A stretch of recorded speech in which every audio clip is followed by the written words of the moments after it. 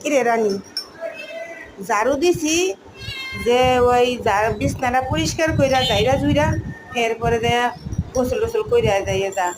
আর এহেনে তুই বিছনা জানা না ঝাড়ু দিয়া তুই এনে শুয়ে আছিস কে? হ্যাঁ, আরেকজনের কইছি ওই যে দেখেন আরেকজনে কেমনে যে শুয়ে রয়েছি। আরেকজনের কইছি যে তাড়াতাড়ি যা, একটা রাজান দিয়ে দিছি, গোসল গোসল করে নামাজ পড়তে যাবে, খেয়ে যে কল্লা মুড়াই আমি শুয়ে রয়েছি।